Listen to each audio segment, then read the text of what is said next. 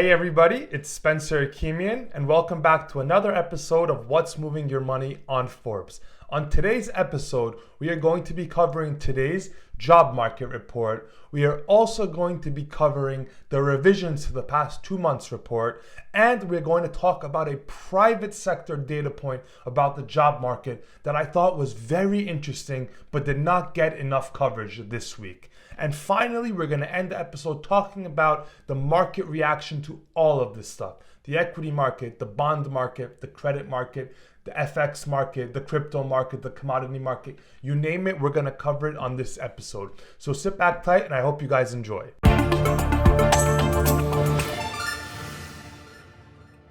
So this morning we got the jobs data in and it showed roughly 70,000 jobs were added for the month of July. Now that compares to estimates of roughly 105,000 jobs.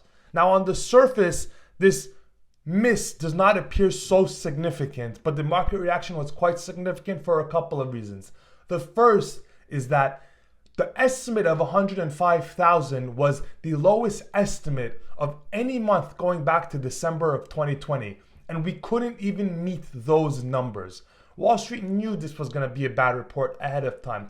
The street knew, companies knew that this was a soft month for hiring growth, and yet we still managed to underwhelm all of those estimates. Now, this is important because what ends up happening in corporate America is quite simple. When there is high uncertainty, when there is a lot unknown about the business environment and how consumers will spend and how businesses will invest, the first thing that companies do to protect their profit margin is they slow down on hiring or they stop hiring whatsoever. We do not go from positive jobs growth right to job cuts because it's hard to train and maintain and hold on to workers. So companies really try to hold on to workers as long as they can. So they start by not hiring any longer. That is historically the first signal of a recession. It's not job cuts, it's that jobs aren't being added. That's an important caveat to understand. Beyond that, one other point that I thought was very interesting was that this job market slowdown has almost perfectly coincided with the beginning of all the tariffs starting on Liberation Day.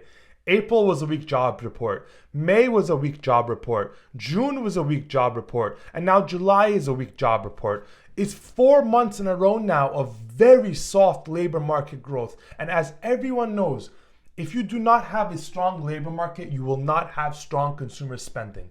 Person A's jobs income becomes person B's income because person A will spend their salary at person B's shop, place, whatever it may be, which then becomes person B's income, which he then gets to spend, which becomes person C's income.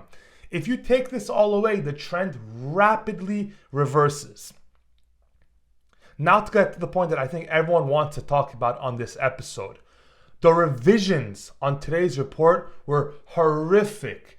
We downwardly revised May and June's jobs report by 250,000 jobs. It was the most significant revision to a jobs report since April of 1979. Many people listening to this podcast were not even born when last time we had a revision this significant to the job market.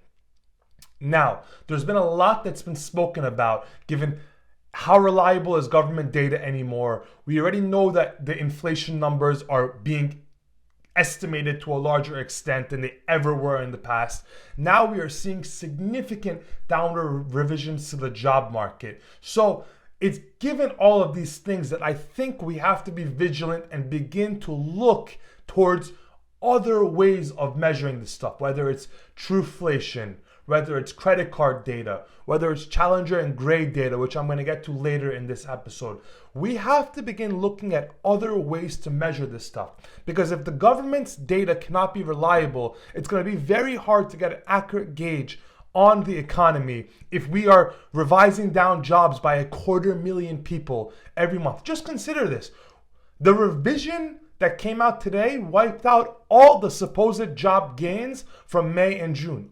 All of them. We went from positive 150,000 jobs presumably added in May and June. Now that we've confirmed it, it was only 10,000 jobs. Think about how unreliable this data is and what that should mean for you in your head as an investor going forward. Now, speaking about private sector data, I am personally one that believes private sector data is a lot more reliable because there are incentives in place. People can lose their jobs. Companies can lose their credibility. Lawsuits can arise if you misspeak on official data. So private sector companies have a much higher incentive to make sure that their data is accurate. Challenger, Gray, and Christmas, which is a private data collection firm that counts just job cuts in the economy, showed that as of the end of July, we had 850,000 job cuts in the United States. Now, the year to date, that is the highest figure that we've experienced since 2020. And if you want to go before that, it was 2008. So think about this. The private sector data of job cuts is telling us that we are laying off Americans at a pace that was only ever surpassed in our lifetimes during a once-in-a-century global pandemic and during a once-in-a-century global financial crisis. Just think about what that means overall. Now look, these trends can always reverse, right? We can always back off these tariffs. We can always push those inflationary pressures down. We have 430 basis points worth of monetary policy room to cut if need be. So look, these problems still, this is the good part, they still do not have to be catastrophic. This is something that can at any point be stopped. We can reassert sensible tariff policy. We can reassert sensible fiscal policy. We can reassert sensible monetary policy, and we can fix all of these problems. None of these problems are structural. None of them. This is not a debt cycle that's playing out. This is not an act of nature that's playing out. This is policy error after policy error that is causing all of this uncertainty, and we can go back to it. I mean, just look. We ended 2024 with 3% real GDP growth and 4% real consumer spending growth. There was nothing structurally wrong with the economy 6 months ago. I've been around long enough. These shifts do not happen in 6 months. This is an uncertainty-induced economic slowdown. I don't want to use the word recession yet, although I personally believe we are basically teetering on the edge of one. But I want to be careful with my words. But this is a policy-induced mistake that is going on. Now look, there's one other really important thing that I just want to talk about before we cover market reactions. We are entering August and September. Those are historically the two worst months for equity markets and for risk assets. There's a lot of literature about why. Some of it is pretty understandable. Some of it is a little bit opaque. Some of it is self-intuitive, some of it is not. But bottom line is September and August are the two worst months for equity markets historically.